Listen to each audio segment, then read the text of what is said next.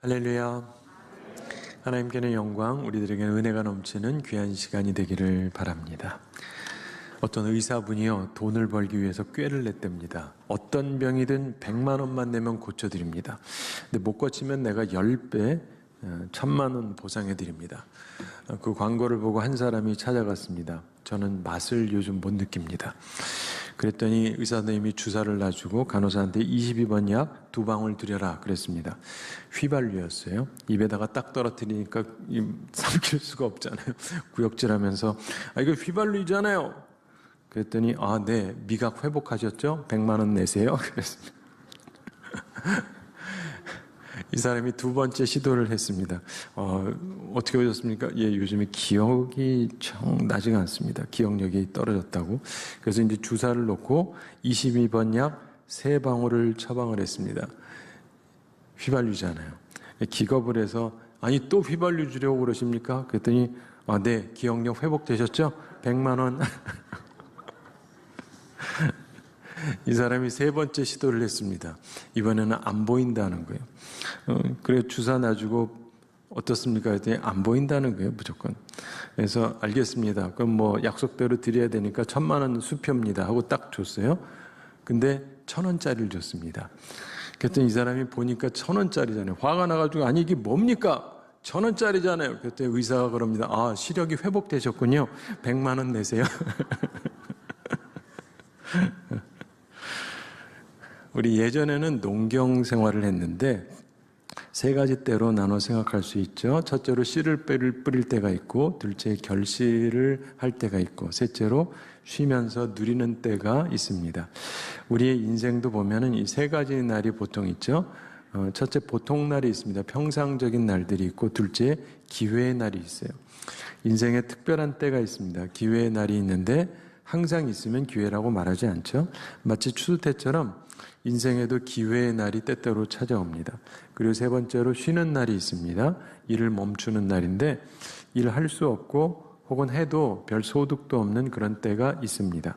이게 우리 인생에 항상 나타나죠. 사람에게 가장 기초적이고 계속되는 문제가 의식주 문제죠.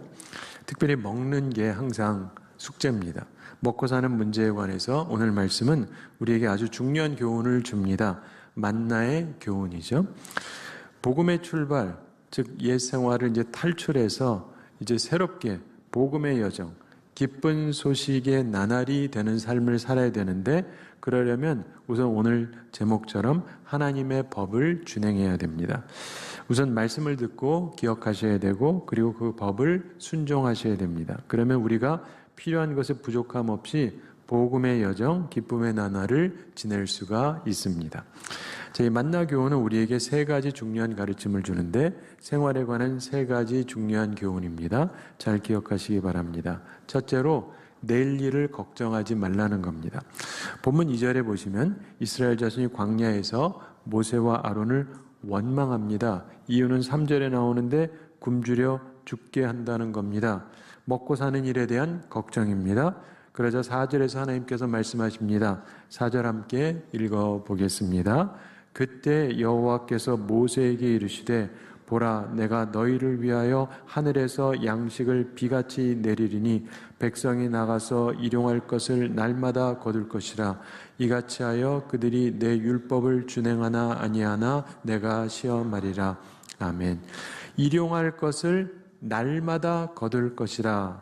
이 말씀은 매일 공급하실 것이고 따라서 내일은 걱정하지 말아라 이 말씀입니다. 신약에서 예수님께서 마태복음 6장에서 무엇을 먹을까 무엇을 마실까 무엇을 입을까 염려하지 말라고 말씀하십니다. 하나님 아버지께서 이런 것이 우리에게 있어야 될 줄을 아신다고 하시면서 너희는 먼저 그의 나라와 그의 의를 구하라. 그리하면 이 모든 것을 너희에게 더하시리라 이렇게 말씀하셨습니다.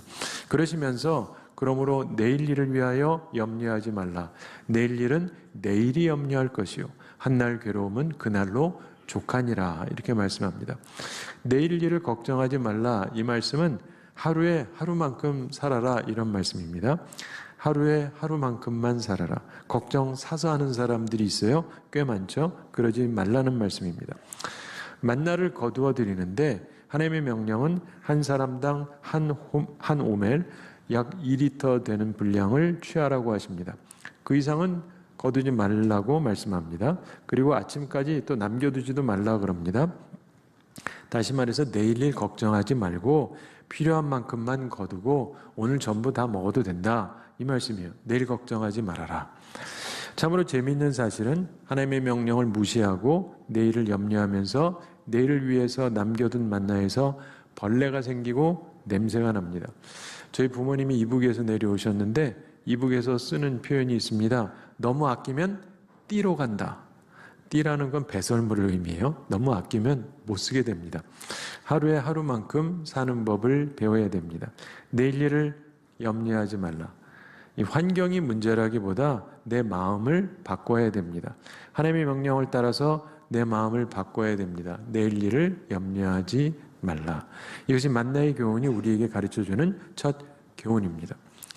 만나의 교훈, 생활에 관한 두 번째 명령은 준비하라는 거예요. 자, 5절 함께 읽어보겠습니다. 여섯째 날에는 그들이 그 거둔 것을 준비할지니 날마다 거두던 것에 갑절이 되리라. 아멘. 자, 걱정하지 않으니까 아무것도 안 해도 되느냐? 그게 아니고 또 준비도 해야 된다고 말씀합니다. 이것은 첫 번째 명령하고 아주 다른 거예요. 일주일 7일 중에서 5일은 그냥 평상적으로 일을 하면 되는데 제6일은 준비, 예비하는 날이 돼야 된다, 이렇게 말씀하죠. 즉 어떤 날은 준비하는 날입니다. 내일을 위해서 준비해야 되는 날이 있습니다. 이 날은 평상보다 곱절 노력을 해야 돼요. 굉장히 중요한 얘기입니다. 이 날은 2배로 거두셔야 돼요. 왜냐하면 7째 날에는 아무것도 없을 거기 때문에. 따라서 이때 준비해서 저장해 둔 것은 벌레가 생기지 않습니다. 냄새도 나지 않습니다.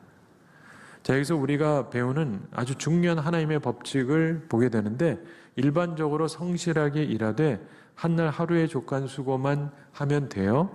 그리고 내일 일 걱정하지 말고 준비할 필요도 없고 오늘 주어진 것을 즐기면서 살면 됩니다.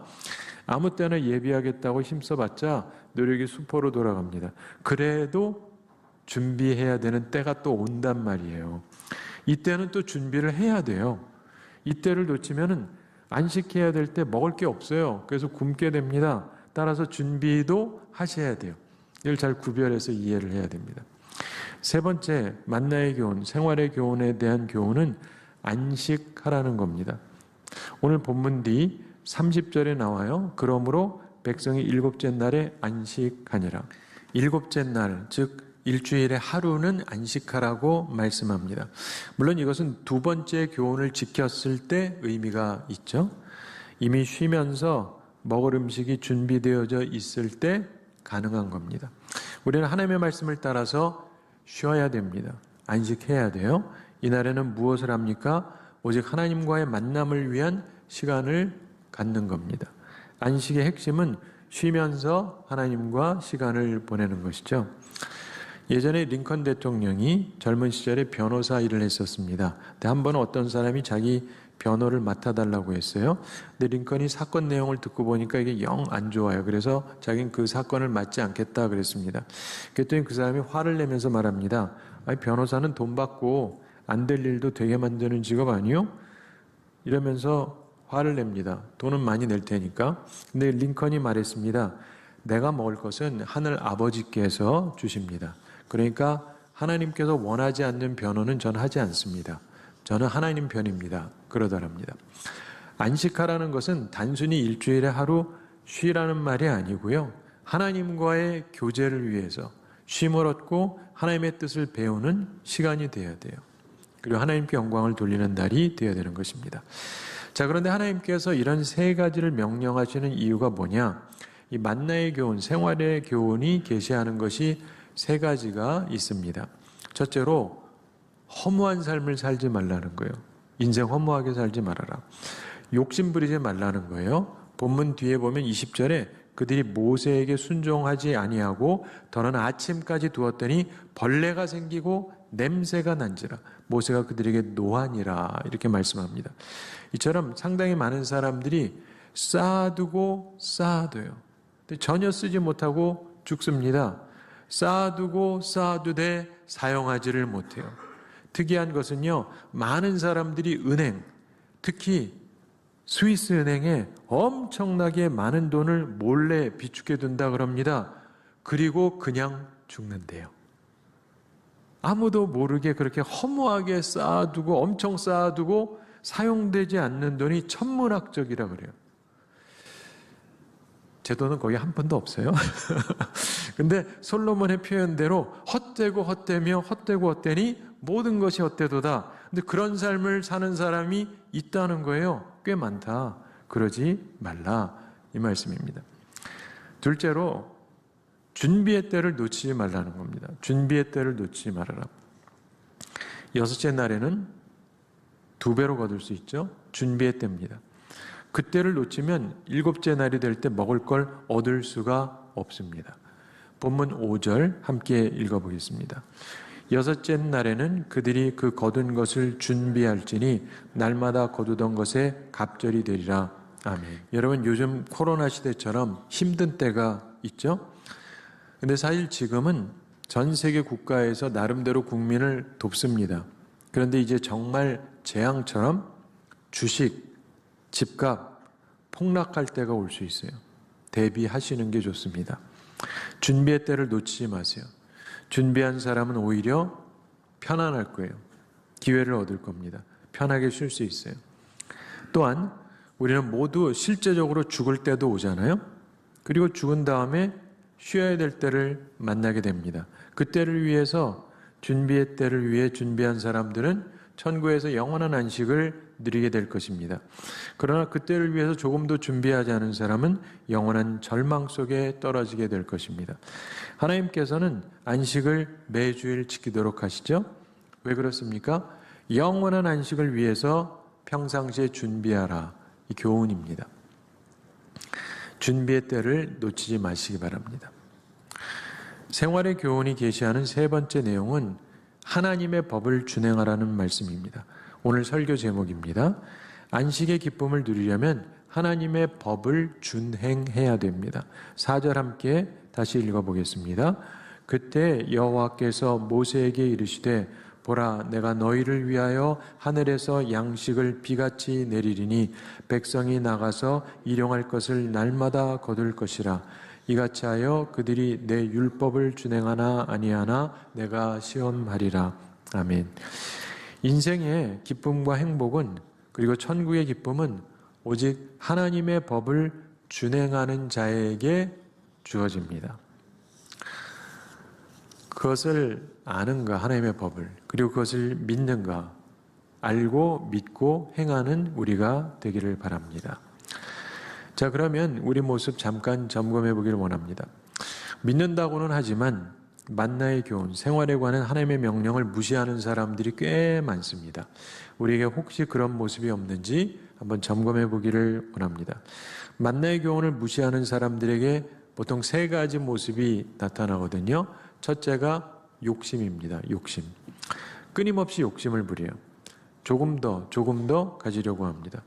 본문 뒤 20절 초반에서 그들이 모세에게 순종하지 아니하고 더러는 아침까지 두었더니 벌레가 생기고 냄새가 난지라, 이렇게 말씀하죠.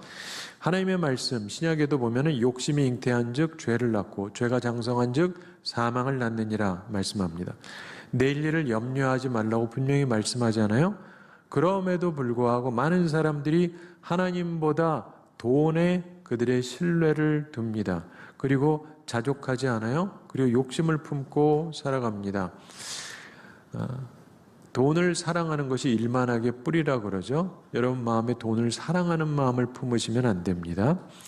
언젠가 미국 캘리포니아에서 어떤 아이가 옷을 걸어두는 골방에 가서 놀았습니다. 미국에 가면 이 클라짓이라고 해서 이 옷을 넣어두는 그런 곳들이 많이 있거든요. 근데 여기서 얘가 이제 불장난을 하다가, 위험한 일이죠. 근데 그러다가 실수로 걸려있던 옷 하나에 불을 질러버렸어요.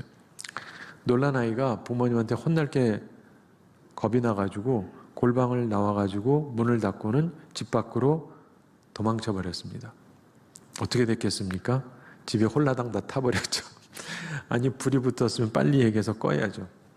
사랑하는 성도 여러분, 우리 마음속에 욕심이 불처럼 타오를 수 있어요. 근데 그냥 문 닫고 도망친다고 해결되는 게 아니잖아요. 욕심의 불을 빨리 끄지 않으면 모든 것을 태워버리고 죄만 남습니다. 요즘 우리나라도 그렇고 미국도 그렇고 사람들이 욕심으로 가득 차가지고 돈 없다 하면서 투자라고 하지만 투기에 가까운 일들을 엄청나게 해대고 있어요. 사랑하는 성도 여러분, 욕심의 불길은 끄세요. 내 마음에 혹시 욕심의 불길이 타고 있지 않은가? 혹시 그렇다면 바로 이 순간 그 불을 빨리 제거하시기 바랍니다. 돈은 욕심 부린다고 생기는 게 아니에요. 하나님이 축복하셔야 생기는 거죠. 그리고 그런 것이 은혜가 되는 겁니다. 만나의 교훈을 무시하는 사람의 둘째 특징이 있어요. 하나님을 위한 준비가 없어요. 본문 뒤에 27절에 보면 일곱째 날에 백성 중 어떤 사람들이 거두러 나갔다가 얻지 못하니라, 이런 말씀이 나와요. 준비가 없었어요. 하나님을 잘 섬기기 위해서 준비를 해야 되는데 아무 준비가 없었습니다. 목표가 없어요. 어떤 사람들 보면 혹 있어도 하나님 위한 게 아니에요. 세상의 심판자이신 하나님 앞에 설 수 있는 준비를 하지 않는 사람들이 생각보다 너무 많아요. 어떤 심리학자가 세상을 살아가는 태도를 세 가지 유형으로 설명을 했습니다. 독수리형, 그리고 황소형, 그리고 풍선형, 이렇게 세 가지로 설명을 했는데, 독수리형은 발전하고 성장하는 인간을 표현한 거예요. 독수리가 하늘 높이 올라가지 않습니까? 근데 그 치솟으면서 올라가기 위해서는 기류를 타거든요. 이 강한 바람을 타고 올라갑니다. 그런 것처럼 믿음을 가진 사람들은 고통의 바람을 타고 올라가는 거예요. 고난을 오히려 기회로 삼습니다. 하나님을 향해서 나아가는 사람들, 이런 사람들이 있다는 거죠. 두 번째, 황소형의 사람들이 있습니다. 힘이 세죠. 들이받고. 딱 그래요. 인생을 진흙탕 싸움같이 사는 사람들이 있어요. 용기가 있어요. 박력이 있어요. 아무거나 그냥 갖다 들이받고. 근데 하늘을, 높은 것을 생각하지는 않습니다. 열정적이에요. 막 해버리고. 근데 인생 전체의 목적에서 보면 이탈되어 있는 겁니다. 현실주의, 이기주의적인 인생관을 가진 사람들이에요. 저돌적이어서 세상에서 성공할 수 있어요. 그러나 다음 세상을 위해서는 아무런 준비가 안 된 사람들입니다. 세 번째로 풍선형이 있는데, 이건 허망한 사람들을 말합니다. 무게 없는 풍선, 바람이 부는 대로 움직이죠. 그러니까 마찬가지로 인생에 확실한 방향이 없어요. 그냥 여기저기 바람 부는 대로 이리 왔다 저리 갔다 하는 사람들. 이 방종형입니다. 그래서 즉흥적인 인생을 살아가는 사람들이 있습니다. 사랑하는 성도 여러분, 나는 어느 쪽인가를 한번 생각해 보시기 바랍니다. 그리고 독수리형으로 바꾸시기 바랍니다. 이 만나의 교훈을 무시하는 사람들은 하나님을 위한 준비가 없어요. 그래서 인생을 그냥 소모만 해갑니다. 마지막, 만나의 교훈을 무시하는 사람들의 셋째 모습이 있는데, 참된 안식, 참된 쉼이 없다는 거예요.